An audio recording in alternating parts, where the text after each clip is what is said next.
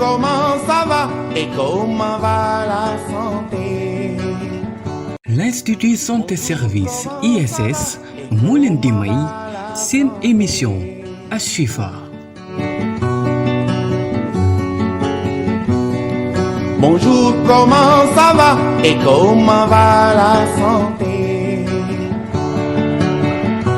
Institut Santé Service ISS est l'une des premières universités de santé au Sénégal. Créée par le docteur Daoudou Sow et Monsieur Assane Ndiaye, l'ISS dispose d'un corps professoral de haute qualité et d'une équipe de professionnels prête à vous accueillir. ISS vous offre une panoplie de formations diplômantes reconnues et certifiées telles que formation en biologie, master en analyse biologique, master en industrie agroalimentaire et biologique, master management de la qualité dans les industries agroalimentaires, licence en biologie, option analyse biologique, diététique et nutrition, industrie agroalimentaire, formation en soins, licence sciences infirmières et gynéco-obstétricales, master en administration des services de soins, master en sciences infirmières, option anesthésie, réanimation. Avec ISS, insérez-vous facilement dans le marché du travail avec des compétences requises. ISS se trouve au boulevard de la Gueule-Tapée prolongée, rue 45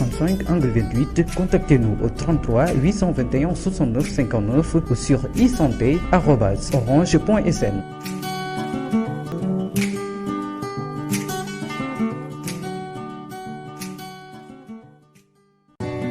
Bonjour, comment ça va et comment va la santé?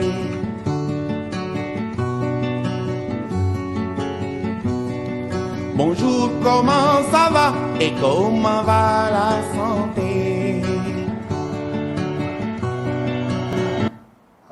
asalaamaaleykum suñu mbokk téléspectateur auditeur internet Asfiyahi radio télévision ma ne Badou Gningue maa ngi dellu si waat di sant yàlla di julli ci yonent bi sallallahu alayhi wa sallam di leen ñaanal yàlla jàmm di leen ñaanal yàlla yiw di leen ñaanal yàlla sutura ñu ñëpp yàlla ko yàlla boole defal ci barke yonent bi sallallahu alayhi wa sallam fii lañ toogoon dimanche ñu ñaan yàlla may ñu pour ñu fekkee tey ñu def yàlla defal ñu ko ñu koy sant bu baax di ñaan yàlla at mi nga xam ne moom lañ dugg tey nekk première émission Ashifa ci at mi yàlla na nekk atum jiglaay ci barke yonent bi sallallahu alayhi wa sallam maa ngi tudd Sadio Ousmane Diédhiou ñu ràññee ma ci diminutif SOD may étudiant en médecine ñu may xaar ci saafara jàngoro aji tawat ji fexe ba jot seen wér-gu-yaram wante comme ni ngeen ko gisee les rôles se sont inversés tey maa ngi tëdd ci lalu l'hôpital gravement malade yàlla dogal ni je ne bénéficie d'aucune subvention awma benn prise en charge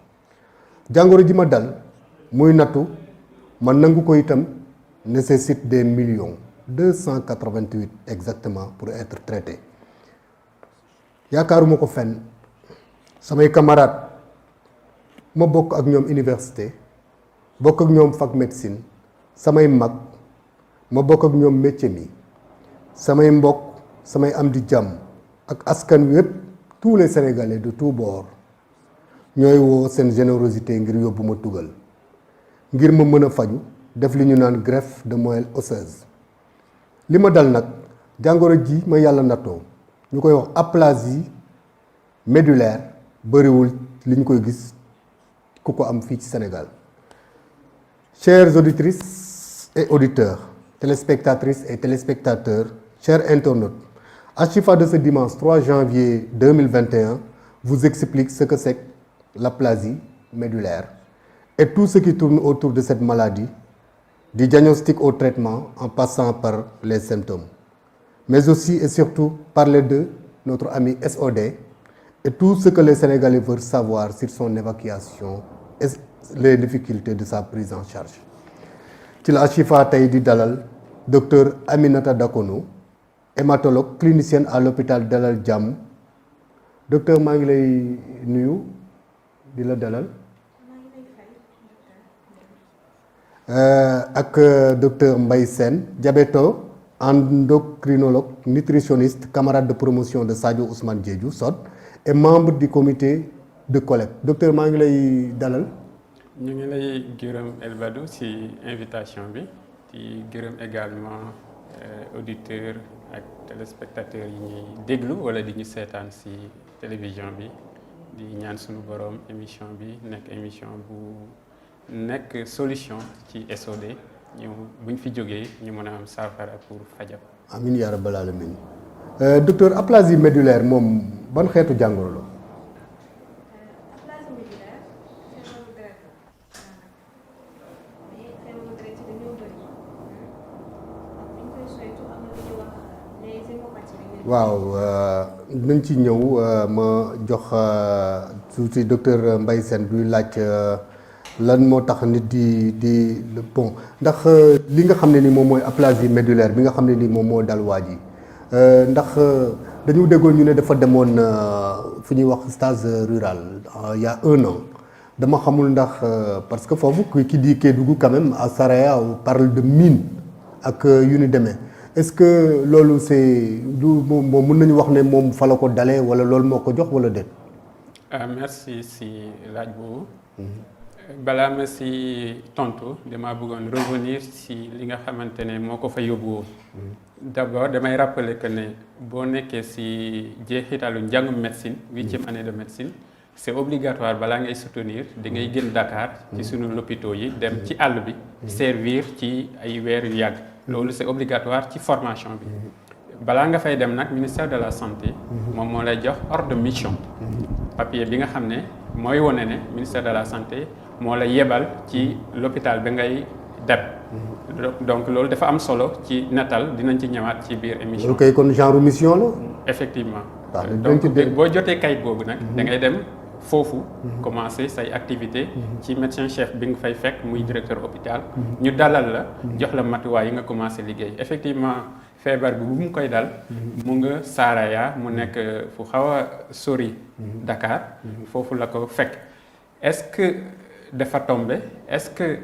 li ko fa dal li ko dal ci feebar bi foofu la soqee ko neexu la wax préciser parce que aplasie médullaire nekk na feebar boo xam ne hématologue bi dina si ñëwaat la koy indi mooy la cause c'est pas toujours déterminé mais il y a des facteurs étiologiques mooy ay mbooleem ay xeetu mbindeef yi ma mën a wax moo koy joxe mais étiologie bi c'est pas en tout cas quelque chose de précis mais li am solo rek mooy bu muy feebar Saraya la ko fekk te loolu aussi day mu en tout cas wone tombé waral ay gaf engagement bu mu amoon ci société bi moom nekku woon koo xam ne day naan région laay dem wala feneen mais moom fu ñu ko yóbbu rek il était prêt à y partir donc dina ñëwaat sax ci engagement bu mu amoon di précipité wu pour dem pour mën a yéegali thèse am parce que bindoon na thèse bi ba avancé mais loolu moo ko dese woon. magnifique dans quelques semaines la waroon soutenir sa thèse. effectivement docteur Aminata nga présenté wu waat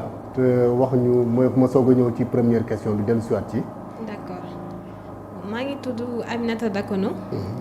Je suis docteur en médecine hématologue clinicienne à l'hôpital Dalal Jamm. Docteur Amina aplasie médullaire moom. ban xeetu jàngoro la. feebaru deret la. moom la ñuy woowee aplasie médullaire. maintenant feebaru deret yi dañoo bëri. mën nañ ko soñ ci ñett. am na yu ñuy wax les hémopathies bénignes yooyu yoo xam ne du cancer. aplasie foofu la bokk. am na lu ñuy wax les états précancéreux mooy avant cancer lan moo koy lal. am na yi nga xam ne ñooy hémopathie maligne yi ñoom ñooy cancer du sang.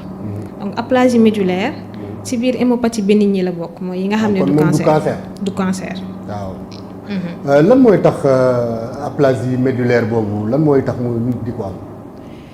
bon étiologie yi bëri na comme ni ko docteur Mbaye Sène waxee parce que bu ñu koy soñtu am na lu ñuy wax les aplasies médullaires constitutionnelles loolu nit ki moo ko judduwaale d'accord moo tax d'habitude bu ñu diagnostiqué ko aplasie médullaire dañuy daal di wër ci famille bi ndax amul ñoo xam ni am nañu ay feebar yoo xam ne mën na expliquer li tax nit ki war a ñëw am aplasie médullaire li ci mel ni maladie de Fanconi li ci mel ni lu ñuy wax la dyskératose congénitale loolu yépp ay pathologie yoo xam ni nit ki moom lay judduwaalee am na yeneen type d'aplasie médullaire yoo xam ne daf lay dab moom la ñuy wax acquise ci biir aplasie yooyu am na les causes idiopathiques mooy yoo xam ne dañuy ñëw rek am aplasie médullaire te kenn xamul lu ko waral am na ñeneen ñoo xam ne am na facteurs environnementaux yoo xam ne ñoom ñooy prédisposé loo nit ki mu développer maladie boobu lu ko waral ni yenn chimiothérapie yi yenn médicaments yi surtout la médecine médication traditionnelle yi ñuy utiliser parce que dosage bi moo tax. automédication bi quoi. automédication bi. am na yeneen yoo xam ne c'est des expositions toxiques professionnelles. comme ñuy liggéey avec les hydrocarbures le benzène genre yooyu. kay liggéey ci goudron yeeg. voilà tuubkat yeeg. voilà yooyu yëpp yooyu yëpp. ok moom naka lay manifesté woo. ni muy manifesté woo ginnaaw feebaru deret la il faut ñu expliquer leen d'abord. deret bi lan moo ko lal déjà. dañoo am li ñuy wax les globules rouges. ñoom seen liggéey moom mooy ñu yóbbu oxygène bi ngi noyyi. ci biir cellules yépp yu nekk ci yaram bi.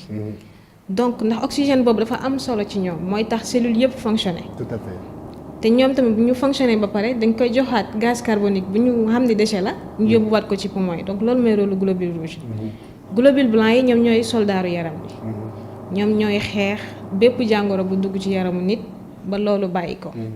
beneen bi ci des mooy les plaquettes ñoom dañoo am solo ci wàllu coagulation nit bu daggee tey ñoom ñooy tax nàcc boobu arrêté léegi ñett ñooñu ñëpp dafa am fu ñuy jógee foofu mooy usine mi ñuy defaree deret bi maintenant ci biir usine boobu dafa am lu ñuy wax cellule souche ñoom ñooy cellule mère yi ci ñoom la cellule yooyu yëpp nekk ci deret bi di sokkeekoo. ok.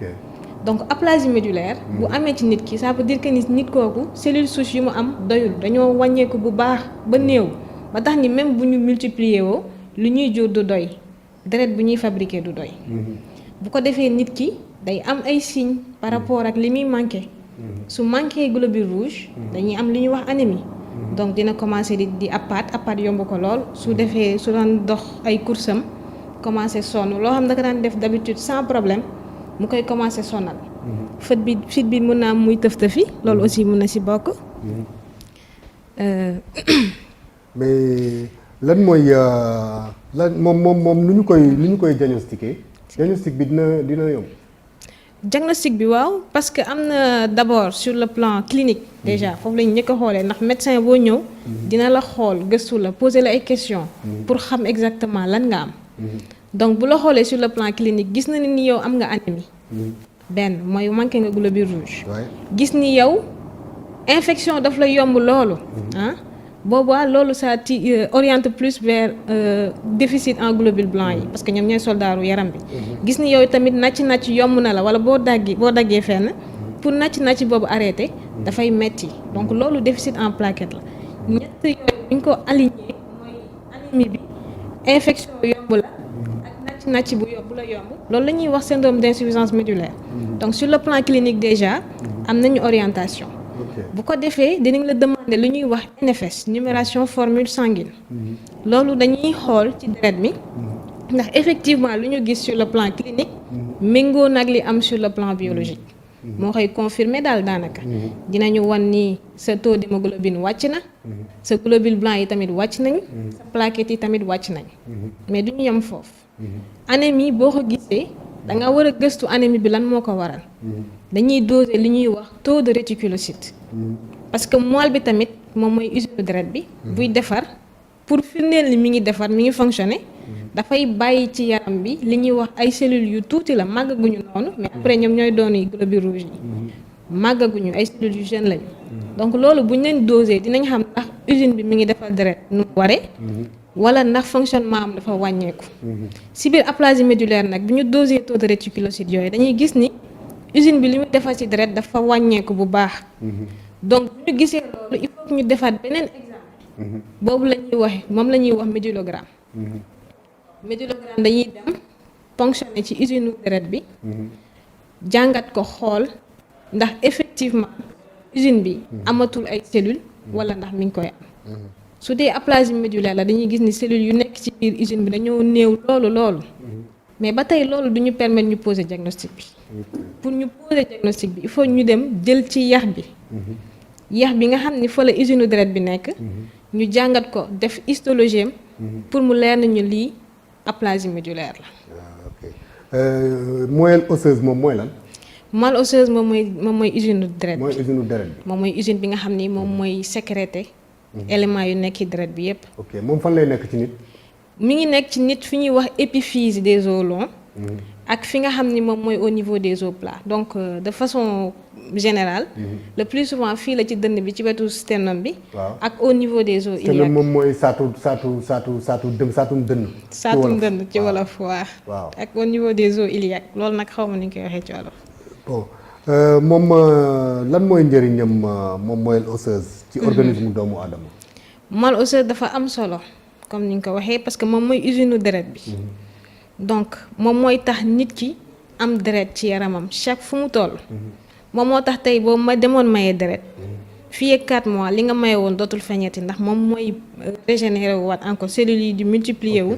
ba remplacer li nga jot a perte. kon moom thèse li nit ñi di wax ay cancer la ak ñoom seen cancer des os la ak cancer du sang loolu yëpp dégagé wu na. yooyu yëpp dégagé kon wu moom amul cancer. amul cancer. waaw kon ñu suñu mbokku auditeurs téléspectateurs yi ñuy seetaan. ñu mu leer nañ ne li dal suñu mbokk moomu suñu rakk jooj di sot nekkul cancer donc mais même ku ko am lu tax sa yaram say yax di metti.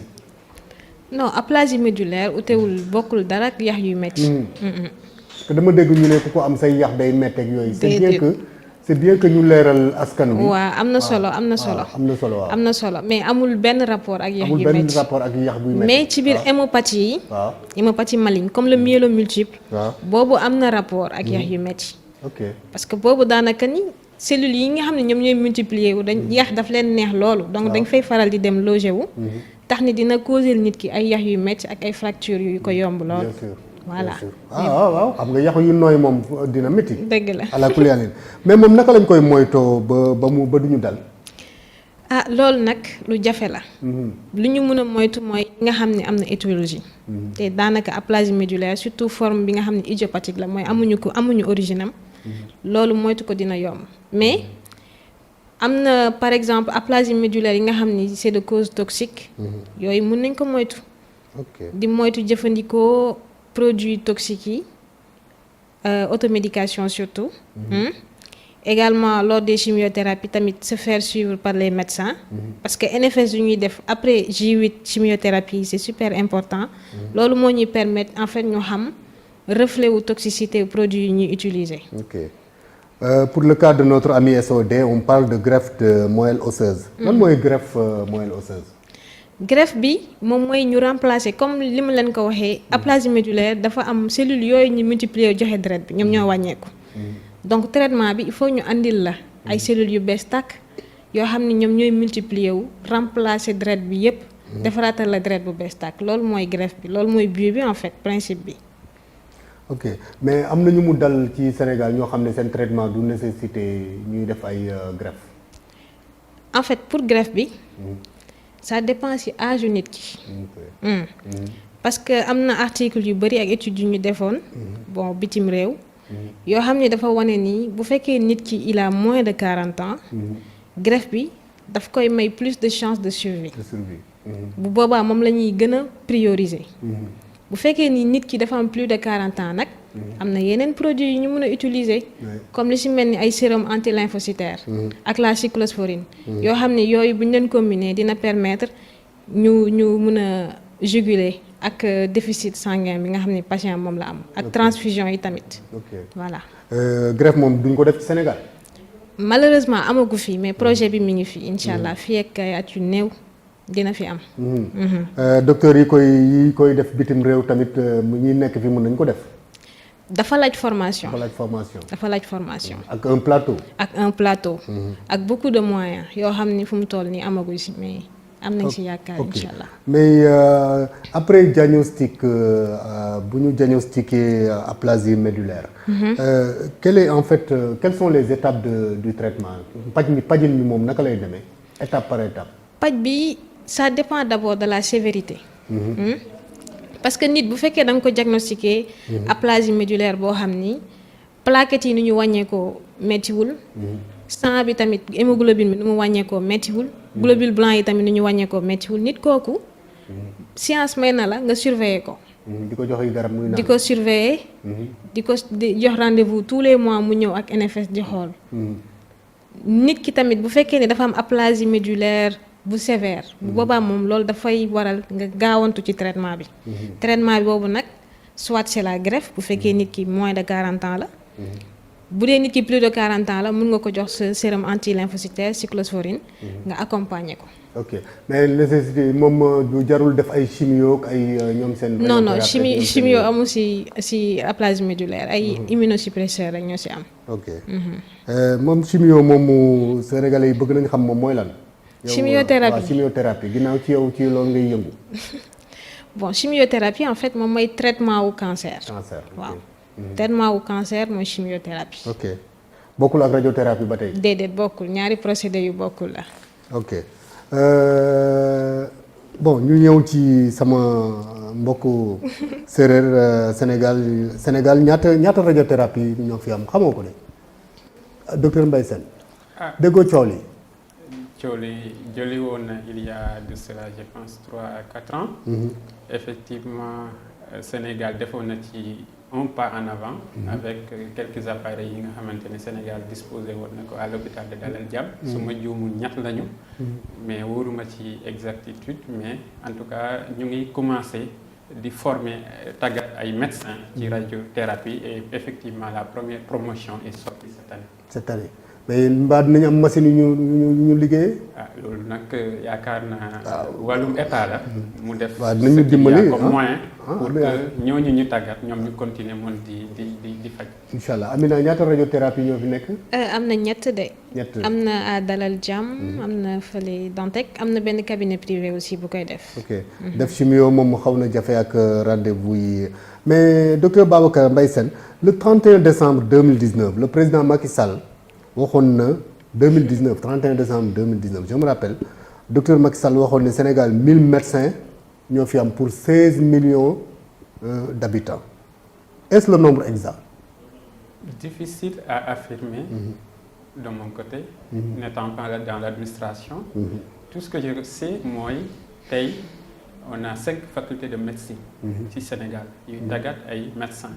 at bu nekk des centaines de milliers des centaines d'étudiants en médecine soutiennent leur thèse nekk ay docteurs yu bees. li ma leer te ma dund ko mooy yi si bëri tey recruter wuñu leen.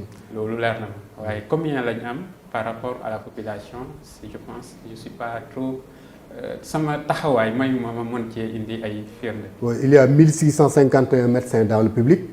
1651 ñoo nekk ci public bi ci hôpitaux yi nga xam ne ni état bi moom moo ko géré 2175 ñoom ñoo nekk ci privé bi donc ñu nekk entre 2500 ak 3000 médecins au total ratio boobu tuutiwul docteur Amina ci population 16 millions. waaw tuuti na loolu moo waral sax boo demee si yenn localité doo am médecin bu fa nekk. kon état bi war nañ taxawaat nag recruter ay médecins parce que dëkk boo amul ay médecins moom la yàlla xam doy na. ci lim boobu ñaata hématologue ñoo ci am Sénégal. bon hématologue yi néew nañ loolu. néew nañ bu baax sax on est moins de 30 actuellement. ok hémato ci boppam moom mooy lan. moom mooy en fait branche médecine bi nga xam ni moom mooy faj lépp li nga xam ni moo jëm ci feebaru deret loolu mooy hématologie. ok moom deret rek lay xool. deret la ñuy xool waaw. comment se déroule une consultation en hématologie consultation hématologie naka lay déroulé woo naka lañ koy defee. bon patient bi day ñëw comme yeneen cabinet yi rek ñëw après ñu dalal ko. laaj ko lan moo ko fi andi. mu wax ñu bu fekkee dañ ko fa yabal aussi dinañ ko bindal papier lan moo tax ñu yabal ko. léegi ci kaw loolu la ñuy sukkandiku poser ko suñuy question def li ñuy wax en médecine histoire de la maladie. après daal di xool antécédent am tamit jàngat ko bu baax. après examiner patient bi de fond en comble. bu amee ni jox nañu yenn pathologie hématologique yoo xam ni loolu la ñu yaakaar ni patient boobu loolu la am. dañ koy bindal ay analyses yoo xam ni loolu lay def yu méngoog lu ñu yaakaar ni loolu la am. léegi après ñu joxaat ko rendez-vous mu ñëwaat. ci rendez-vous ngeen di consulter wala. waaw on consulte sur rendez-vous. yan hôpital la ñuy dem fekk fa hématologue. am na Dalal Jamm. ak CNTS. waaw docteur Sène ginnaaw bi ñu xamee li dal suñu rakk Sodd muy aplasie médullaire xam li koy joxe ak traitement bi nga xam ne ni moom moo ci aju yëpp on sait que son évacuation à coût de millions se justifie ginnaaw vraiment mënuñu ko faj fii ci Sénégal fan lañ toll ci collecte boobu nga xam ne ni ci la moom la ñu initié woon pour moom. collecte bi ñu ngi toll tey ci 49 millions 200 000 ak weccat si lañ toll démb 22 heures bu ñu defee sunu décompte à travers tous les soutiens qu'on reçoit muy ci Orange Money muy ci Wave muy ci plateforme en ligne yi ñu def ak également compte bancaire am donc bu ñu dajalee daal ñu ngi ci 49 millions 200 000 francs ak weccat. mais 49 millions bientôt 50 millions ci 280 millions mu war a des 230 millions bu ci état waxul dina doy waar. effectivement moo tax déjà dama bëggoon rappeler le contexte. depuis le début de sa maladie. Très bien. nga xam ne tey def na at. Très bien. affaire bi di évoluer ak tey. Très ça bien. fait 1 an. c'est bien que les gens soient les Sénégalais en soient comprendre édifiés. l'histoire. quoi xam li ni mu demee lépp. moom bu ko feebar bi dalee Saraya. dafa dellu si Dakar. donc ñu yebal ko hôpital Dalal Jàmm. mu fekk fa aussi ay professeur am. ak ay collègues am ay magam. ñu dalal ko hospitaliser ko. toppatoo ko. ba diagnostic bi leer ndax diagnostic du ci ñaari bés. dafay laaj ay fan ay weer. donc topp nañ ko defal nañ ko analyse yi disponible Sénégal boo xam ne lii mooy diagnostic bi leer na. léegi nag mu des faj bi. bi ñu demee également bu faj bi des. dañoo toog waxtaan. xam ne faj bi amul Sénégal. donc collaborer ak médecins yi ko daan suivre professeurs yi ko daan suivre. ñu xam ne faj bi amul donc il faut solution am. si boobu la ñuy bind. def dossier médical. donc jébal ko ñi ñu ko war a jébal. en premier c'est le service médical du COUD. ndax moom maa ngi fàttali ne ba léegi statut étudiant la am parce que soutenir ko. donc étudiant bu feebaree service médical du COUD moo koy prendre en charge. ñu jébal leen dossier bi. ñu commencé saytu. waaye yemuñ foofu également dañoo ne comme day jàng ci daara bu kawe bi muy ministère de l'enseignement supérieur et de la recherche. ñooñu aussi ñu jébal leen dossier bi. yemuñu foofu dañoo jël dossier bi jébal ko également ki nga xam ne moo ko joxoon ordre de mission. muy ministère de la santé et de l'action sociale. jébal ko également la faculté de médecine ndax ndawu fac médecine la. su ko defee ñu topp dossier yooyu ay weer. amul njeexital. ci lañ continuer. kon coow li day soog a door waaye yàgg na. coow bi day soog a door waaye ça évolue depuis plusieurs mois. si lañ ne duñu yem foofu. nañ continuer solliciter. les entreprises. nañ continuer solliciter la présidence de la République. nañ continuer solliciter. bépp contact ak yaakaar ONG bu ñu yaakaar. ñu dem fa. yooyu yëpp def nañ ko. mais gisoon nañ ne évolution bi. yéexoon na trop ak pathologie bi fu mu toll ci moom. ndax bu am woon dara du mën a def dara. def nañ fi ay quête de sang. mobiliser une semaine Sénégal yëpp di maye deret pour ñu jox ko ko. yooyu yëpp am na fi kenn yëgul. waaye bi ñu demee ba xam ne fi ñu toll nii amatul benn yaakaar ci sunu autorité yi. ci lañ ne ñun ñi nga xam ne ñun la bokkaloon njàng ba léegi mënul eggali te feebar dab na ko ñu commencé cotiser. à l'époque je me rappelle 10 000 francs la ñu waxoon par ñëpp ñi bokk ci promotion bi. ñu cotiser suñu 10 000 boole. yemu fa ñu ne nañ ko yaatal ci étudiant médecine yëpp. yemu fa ñu yaatal ko ci université. boole ba nekkoon ci ay 2 millions. après yemu fa ñu continuer ñu ne il faut ñu changer stratégie. comme état jox nañ ko ay weer. deful benn réaction alors on ne peut pas toog di seetaan suñu collègue. si lañ boole réfléchir ne on va avec la magie des réseaux sociaux. envahir les réseaux sociaux et demander aux Sénégalais. xam nañ ne Sénégal dëkk bu bëri yërmande la. dëkkum teraanga la. ci lañ commencé di wax ci réseaux sociaux yi. di participer boole une collecte ci la Sénégalais yi doog a yëg feebar bi. donc c'est important ñu xam ne ça évolue depuis 1 an. mais nag lu si nekk dafa laaj étape parce que mënoo rek nit feebar. nga jékki-jékki dem ci réseaux sociaux yi ci télévision yi. waaye lu ci nekk dañ ko réfléchir ay mag di ñu xelal. ay professeurs di ñu xelal ñu dem ci ba mu egg si tey. fi nga xam ne mën naa ne c'est une question internationale. parce que RFI def na ci reportage. On a BBC, on a d'autres télévisions et presse internationale qui ont également manifesté de s'intéresser à la question. Et donc loolu dama ko bëggoon firnde pour ñëpp xam ne affaire bi nekkul lu bees waaye lu yàgg a évoluer la. ba doog a egsi ci point bi.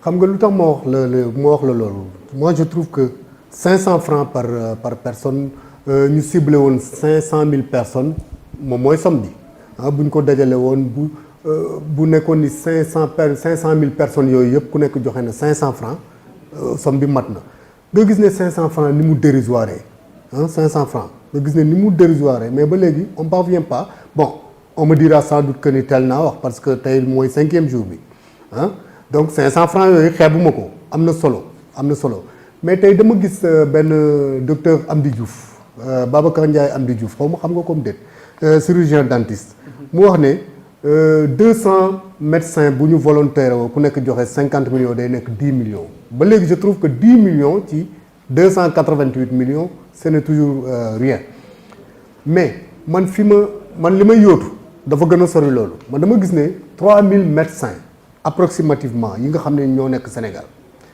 mais xanaa 1000 médecins yi dina ci am 1000 médecins yi xanaa ku nekk dana war a mën a joxe 25 000 francs ñu dimbalee ko suñu rak loolu du dara. Alors la question n'est pas là. question bi fu mu nekk mooy. un Sénégalais. ki nga xamante ne doomu Sénégal la jàngee ci école publique ba nekk 8e année de médecine. et qui est parti avec un grand cœur. au fin fond du Sénégal pour servir.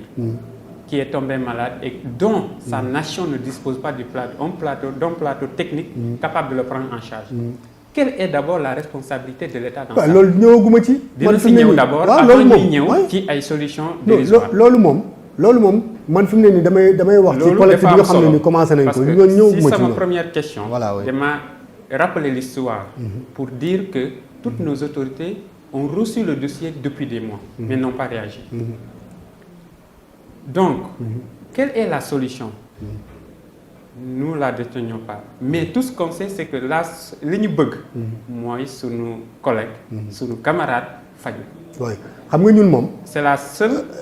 Le secteur de la santé, les acteurs de la santé, docteur Amina, ñoom won nañu état ne ñun daal ñu ngi leen di xaar mais prenez le train en marche ba tey ñoo ngi ci un peu moins de 50 millions. Mais quelle est la responsabilité de l'État par rapport ak vraiment les agents de la santé? mais yow booy seetlu léegi agent de la santé moom ci boppam pour mu faju rek problème la waxuma laa nag jéem a faj doomam wala jéem a faj jabaram wala yu demee noonu mais da ngay gis sa jabar wala sa yaay war a def électrocardiogramme mais da nga koy fay ci hôpital bi nga xam ne nii yow fa ngay liggéeyee. mais loolu war ñu ci wax. war nañ si wax kenn ndax du yoon. parce que on peut pas dédier toute notre vie au service de la nation. et en retour ne rien obtenir daal. parce que tey mun nga ne yenn saa yi di nga toog hôpital lu yàgg depuis ba nga nekkee 2e année ba léegi hôpital mooy sa 2e kër. donc yàgg nga gis ay patients yoo xam ni tu les vois gratuitement. sans rien. et yow tu trouves que boo feebaree en fait y a pas le retour escompté. ndax normalement état bi daf la waroon jël en charge. jël en charge sa famille parce que yow yaakaar nga. ci famille bi te loolu yëpp gisaguñ ko daal boobu ba léegi. mais nit ki li muy liggéey Babacar Mbaye Sène nit ki li muy liggéey ci la mën a dimbalee ay mbokkam. et effectivement ku nekk si sa profession. mën nga say jaamu yàlla jàppale say mbokk. jàppale say am di jàmm mais également santé dafa nekk la nga xamante ne amul mbokk sax mën naa nit koo gis rek. jàppe ko sa mbokk. te traité ko comme si mooy sa papa comme si mooy sa rak comme si mooy sa yaay. loolu la ñu jàngal fac médecine te noonu lañ koy jëfee. waaye nag problème bi fu mu nekk mooy soo bëggee jàppale. te amul la nga mën a faje comme kaawu SOD. professeurs yi Sénégal xarañ nañu waaye amuñu lañ ko mën a faje loolu mënuñ ci dara lu ñu mën mooy boole sunu 500 francs sunu 5 millions boole ba tey ñu ci 50 millions te dañ ko nar a continuer jusqu'à avoir la somme. ci biir foofu nag ñuy woo état. parce que état yaakaar naa mooy am responsabilité bu gën a ngande. état c'est un ensemble. ñooñu ñoo war a ñëw yaakaar naa au secours ginnaaw bu ñu seetaanee ba tey xam suñu détermination te dañoo nar a continuer incha allah bu am somme bi ñu ngi leen di woo di leen talal loxo ñu ñëw compléter somme bi prendre SOD en charge yóbbu ko tugal mu mën a faju Oui. loolu rek mooy suñu option. Mais après on peut revenir sur la question de la prise en charge au Sénégal, de façon globale mais également de façon sectorielle pour les professionnels de la santé. Mais c'est un autre débat, dinañ ci am occasion peut-être revenir pour d'autres avec d'autres émissions. gën tee yaatal bu baax a baax. Parce que en vérité, avant ñuy ñëw ci prise en charge personnelle de santé, il faut d'abord régler vraiment le minimum pour l'étudiant en médecine. Je rappelle, à partir de deuxième année ba huitième année, hôpital mooy sa deuxième kër comme ni mu ko waxee. Pourtant booy dem ci hôpital boobu amul benn matuwaay bu ñu la war a jox pour sa protection, pour sa vaccination, mais également amul ci benn salaire. Jusqu'à la huitième année, on te dit da ngay jàng. Donc lépp looy def amul salaire, sa papa moo lay jox passe ne la demal. Bourse 36 000 nga am université. 40 000 la léegi dégg naa. Loolu xam nga ne mënulul dara borom kër ku nekk huitième année am soxna wala leneen. Mais encore une fois, ce débat, c'est un débat à long terme qui, au détour de ce problème, nous devons y revenir. Insister bu baax xool lan la état war a def pour l'étudiant en médecine. Est-ce qu'il faut aujourd'hui, à partir de la 6e année de médecine, nous l'avions proposé à l'époque, ñu proposer lépp li ñuy wax bourse de stage de doctorat. Le ministère de la Santé aujourd'hui peut donner une bourse de 3e cycle pour les étudiants en médecine. Parce que ki nekk 6e, 7e, 8e année, toute sa formation reste à l'hôpital en pratique. Et pourtant mooy jënd petit déjeuner. Pourtant mooy paas ak boppam. Pourtant amul dara ci l'hôpital lu mu koy jox ñu ne ko yaa ngi en formation. te mooy faj maladie. mooy faj maladie. Donc ça pose un problème en réalité. Mais bu ñu ñëwaatee ci kaw SOD. Encore une fois solution bi lañ bëgg. Solution bi état la d'abord. te ci état lañ koy xaar. Malgré effort yi ñu def. Et je profite également pour remercier tout le corps professoral, tout le corps, le métier santé, commencé bracardier jusqu'au professeur. Étudiants yi kenn demul ñu des. ñëpp a mobilisé ci réseaux sociaux yi. Gis nga ni engouement bi ak télévision yi ni ñu ko waxee te loolu liggéeyu étudiants yi la. Donc encore une fois cette mobilisation c'est vrai, c'est important. Les 500 francs tuuti na ci ñenn ñi waaye waxuñu 500 ku am lu ëpp 500 mën nga ko jox. Mais li am solo encore une fois xaar nañu état réagirul commencé nañ defal suñu bopp di ko ñaan tôt ou tard na ñëw répondre. dina ñëw pour mën a. non ñemewul bañ a ñëw sax xam nga pour dire la vérité état ñemewul bañ a ñëw ci kaw SOD bi nga xam ne nii dafa nekk entre deux ministères le ministère de l'enseignement supérieur qui a un budget le coût ci boppam dafa am budget ak le ministère de la santé ci seen doom ji nga xam ne nii ñoo ko defal ordre de mission yabal ko fële ñuy wax Saraya ca région de Kédougou ah mu nekk nag koo xam ne nii ministère de l'enseignement supérieur moo ko employé parce que étudiant la ba léegi il est considéré comme un étudiant donc état ñimewul bañ a yëngatu mais xam nga lu may bañ lu tax ma bëgg ñu wax ci problématique boobu bu ñu ne le cas SOD rek ñu réglé ko état daal di génne 250 millions wala 300 millions daal di koy génne mettre ko à la disposition de l'étudiant malade ñu bu ñu waxee ëllëg ñu ne ah yéen kat li ngeen bëggoon réglé naa ko moom mooy le cas SOD réglé naa ko léegi may leen ma jàmm moo tax il faut régler problème yi da nga koy wax xam ne lii mënta ñàkk tey est-ce que tey comme que ñu les agents de la santé de manière générale amuñu li ñuy wax couverture pour bu ñu feebaree mën a faj wala yooyu est-ce que tey nag jotul ndax gars yi wax ci xalaat lu mel ni par exemple une mutuelle de santé sax jàppandiku ci ba ci kanam xool ba xam. Je pense que yooyu yëpp c'est des questions yu nga xamante ne cas SOD def ñu woon ne. oui on doit réfléchir. Bien sûr. On doit réfléchir sur d'abord l'assurance maladie universelle. D'abord pour toute la population et pour toutes les couches. Mais en particulier pour le monde médical. Parce que c'est un peu paradoxal. nga nekk médecin nga feebar boo xam ne sa salaire mayu la nga faju état nar la seetaan ba nga sànku. C'est vraiment paradoxal et c'est inhumain. Donc est-ce que maintenant comment poser le problème et comment proposer des solutions? Nous devons le démarrer tout de suite. Bien sûr. Parce que c'est effectivement une question récurrente. Oui. Chaque année ñu perd étudiant fac médecine. daaw dal nañu ci étudiant dentaire bu décédé aussi. fii lañ nekkoon di ko kettal. bi ñuy am somme bi ci la suñu borom di ko jël. loolu nag bëgguñ ko ci cas SOD. Effectivement on doit réfléchir sur véritablement des mutuelles de santé pour les médecins, pour les pharmaciens, pour les chirurgiens dentistes, pour les infirmiers et autres qui s'activent dans le domaine médical. Amina, est-ce que ni médecin amee importance surtout bu dee li nga ci am lu néew la ñun ku ne xam na ni Sénégal li mu am ci ay médecin lu néew la. dëgg la. Est-ce que ni bon ak ni nga xamee noonu la médecin amee importance. di saytu di toppatoo wér-gu-yaramu président de la République. di saytu wér-gu-yaramu kilifa diine. wér-gu-yaramu kilifa aada wér-gu-yaramu ministre wér-gu-yaramu député. wér-gu-yaramu askan wi yëpp. bépp autorité. est-ce que tey vraiment waroon nañ toll ci médecin ñu koy ketal pour mu mën a faju. wax dëgg fa yàlla waruñu fa woon toll te aussi lan laa bëgg a attirer attention wu autorité yi mooy que plus ñuy dem plus suñu camarade bi suñu frère bi di gën a sombre. Parce que là la greffe instant yi c'est une urgence. Déjà que diagnostic bi maintenant ça fait 1 an.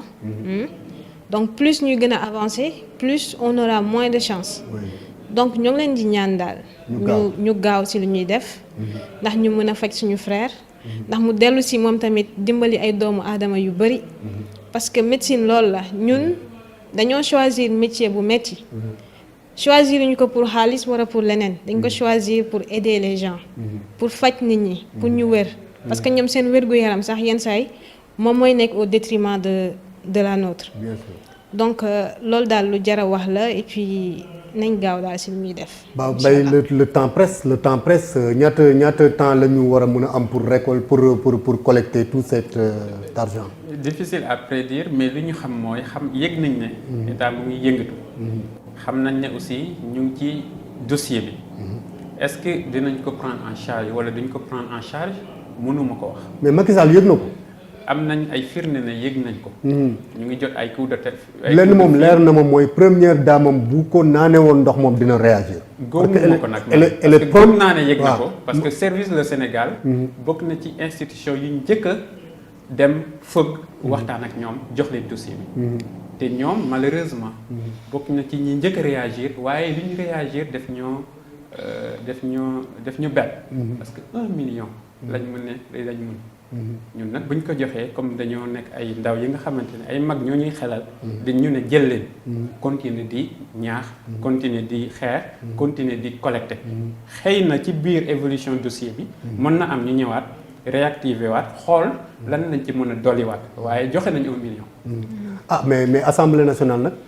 bind nañu assemblée nationale. mais nañu réagir. effectivement.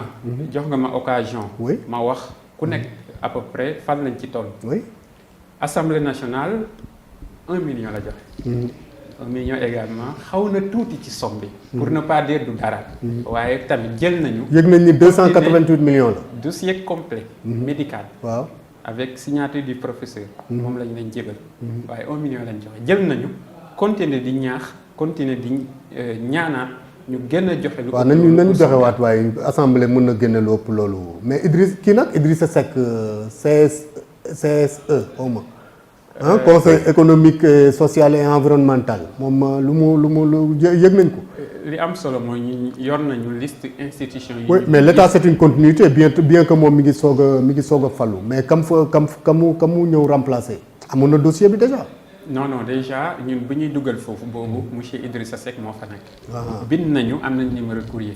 amaguñu réponse donc ñi réagir tey ci état. en tant que démembrement état.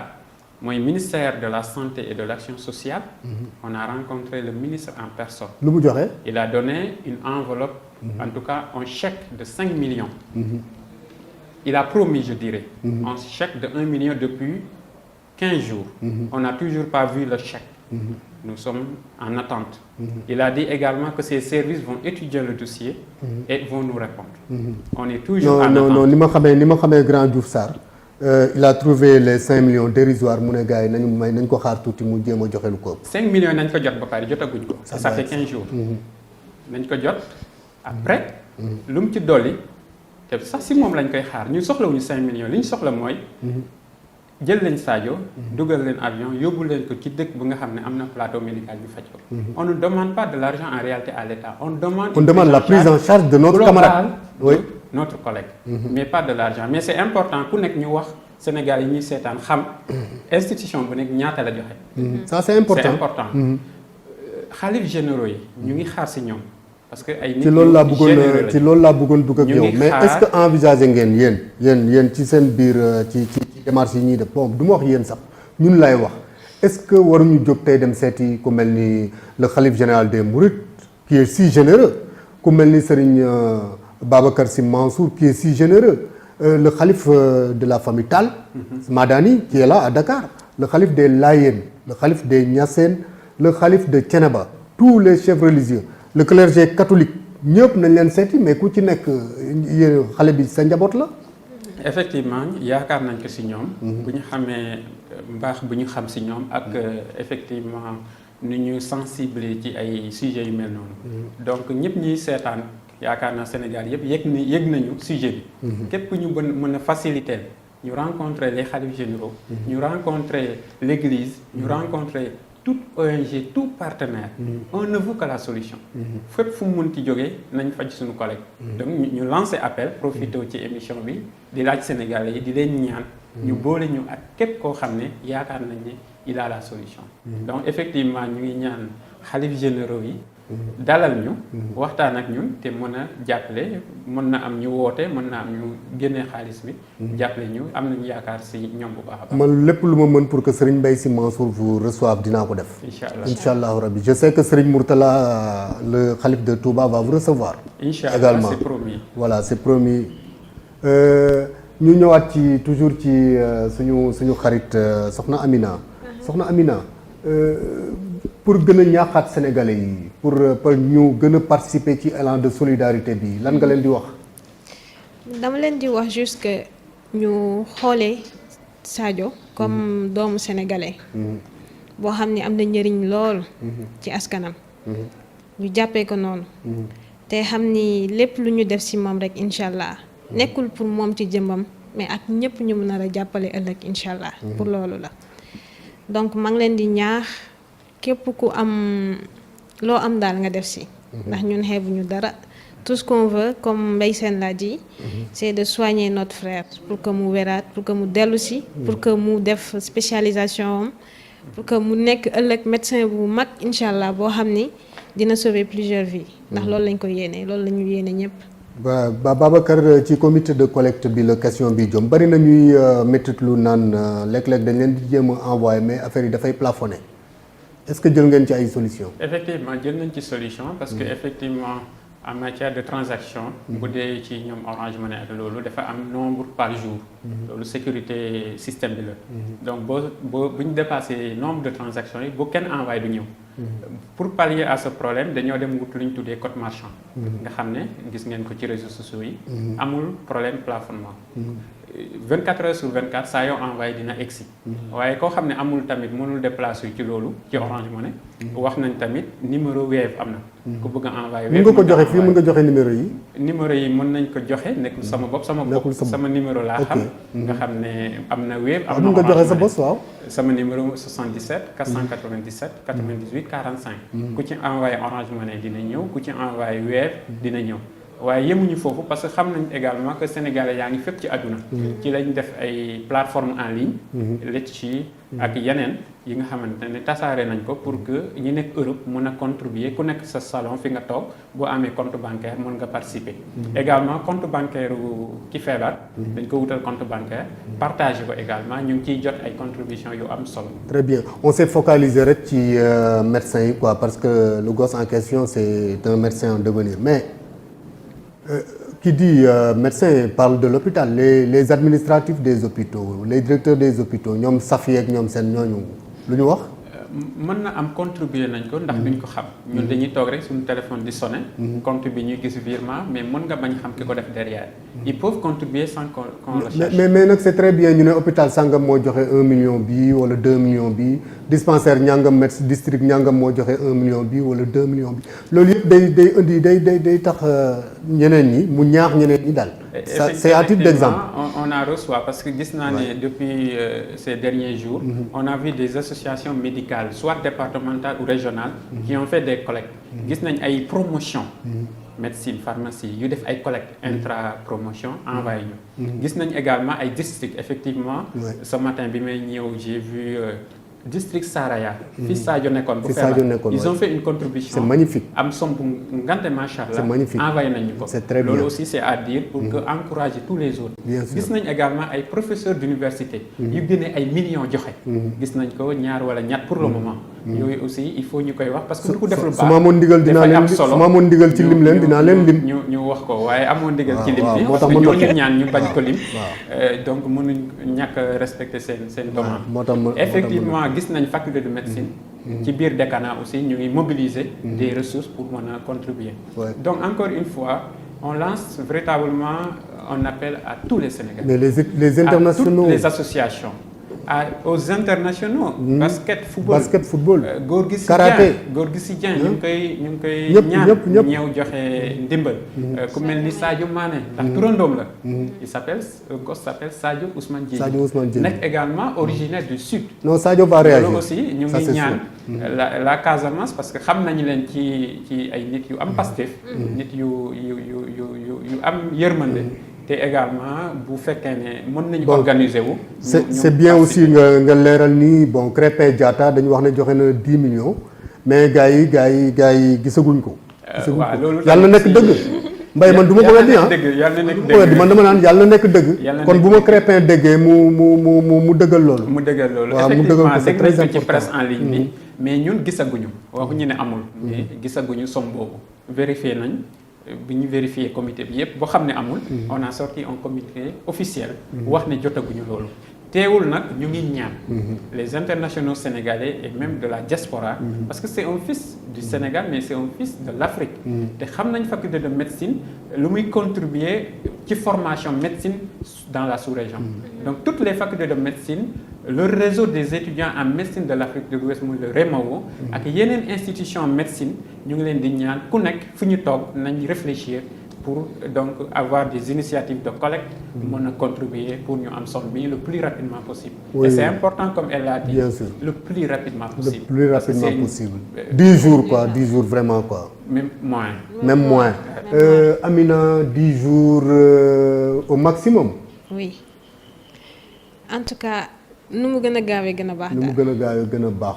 mais la santé c'est pas les professeurs c'est pas les médecins c'est aussi les sages-femmes les infirmiers. oui ñëpp si lañ bokk brancardiers ñëpp si lañ bokk. waaw ñëpp ku ci nekk bu joxee dara léegi yëf yi mat incha allah. waaw vraiment yàlla dimbali ñu nag ba duñu tolleeti fi ñuy waxee ay nañuy ketal médecin ak yu demee noonu quoi. vraiment amiin incha allah amiin Babacar. amiin. oui loolu véritablement. c'est désolant hein. c'est désolant. Ouais. mais encore une fois. La véritable solution, c'est d'outiller nos hôpitaux, c'est d'outiller le personnel soignant comme nous avons au Sénégal. Parce que mënuñ continuer def ay ket yi yóbbu bitim réew. Donc la solution doit être en nous et c'est possible parce que on a les ressources humaines. defe naa coronavirus sax am na lu ñu ci woon. Effectivement. Mais malheureusement, je me dis est-ce qu'on a tiré toutes les leçons de la maladie à Covid-19? Parce que bi nga gisee ne xaw na tane rek. commencé woon nañ gis nos politiques. Ils commencent à s'intéresser à d'autres sujets de futilité en réalité. Donc il faut qu'on revienne à la raison, qu'on discute pour véritablement trouver les solutions de santé ici au Sénégal. Inch'Allah. Aminata looy tàggoo. li may tàggoo mooy déjà pour xamal nit ñi ni aplasie médullaire. que maladie la. que maladie bu sévère sax. d'accord parce que dina la yóbbu à petit feu. suñ ci teelu la jóg. aussi di leen ñaax. par rapport chaque jour qui compte rek. baaxul chaque jour rek bu ñëw rek baaxul chaque jour voilà. donc ñu ngi leen di ñaax daal ñu jàpp bu baax ci collecte de fonds bi. pour dimbali suñu frère. suñu collègue. Sadio. ndax mu wér incha allah dellu si ñun. incha allah Mbaye Sène looy tàggoo. li may tàggoo rek mooy d'abord remercier tout le monde tous les Sénégalais. d'ici et de la diaspora. de toutes les couches de la société. mais en particulier le corps médical. à commencer par nos anciens. professeurs ñëpp ba egsi ci étudiants yi. gis nañu solidarité bu ñu manifester ci kaw SOD. peut-être c'est la particularité aussi de SOD parce que SOD c'est en fait un jeune médecin. très humanitaire. un jeune médecin compétent et dévoué à la tâche en réalité. Je me rappelle qu'on l'appelait à l'époque le rat d'hôpital. Parce que tellement il aimait les hôpitaux. Tellement il préférait bañ a dem cours, même toog hôpital di toppatoo malade. C'est important de le dire. Et ça, c'est quelque chose qui a marqué la promotion. Et c'est ça qui anime en réalité la promotion et tous les collègues qui ont la chance de le connaître. C'est quelqu'un également koo xam ne j'ai fait la remarque, musul tardé campagne médicale sociale dans les régions. Il a toujours été présent et je rappelle, il était le vice-président de l'association Thiaroye Yeumbeul Malika Keur Massar. Et il a été également un acteur incontournable de cette association. Donc en réalité, c'est quelqu'un de bien. Et loolu bokk na ci lu déterminer sunu engagement. Sunu engagement. Mbay ma wax la leen kuy baax ku ne yàlla la gën a baax. te li nga leb la rek loolu la yàlla fay. Effectivement. kon am nañu yàkkin ne incha allahu rabbi li mu lebal askan wi dina ko fay. suñu mbokku téléspectateurs yi yéen a ngoog loolu laa leen indi lool ci li ñuy wax aplasie médullaire indil leen ko ci suñu xarit bi ñuy wax SOD mu ngoog yéen a ngoog asalaamualeykum wa rahmatullahi taala wa barakatuh ba dimanche jàmm incha allahu rabbi. L'Institut Santé Service ISS moo leen doon may seen émission Ashifa. Institut Santé Service ISS est l'une des premières universités de santé au Sénégal. Créée par le docteur Daoudou Sow et Moussa Assane Ndiaye, l'ISS dispose d'un corps professoral de haute qualité et d'une équipe de professionnels prête à vous accueillir. ISS vous offre une panoplie de formations diplômantes reconnues et certifiées telles que formation en biologie, master en analyse biologique, master en industrie agroalimentaire et biologique, master management de la qualité dans les industries agroalimentaires, licence en biologie, option analyse biologique, diététique et nutrition, industrie agroalimentaire, formation en soins, licence sciences infirmières et gynéco-obstétricales, master en administration des services de soins, master en sciences infirmières, option anesthésie, réanimation. Avec ISS, insérez-vous facilement dans le marché du travail avec des compétences requises. ISS se trouve au boulevard de la Gueule-Tapée prolongée, rue 45 angle 28. Contactez-nous au 33 821 69 59 ou sur isanté@orange.sn.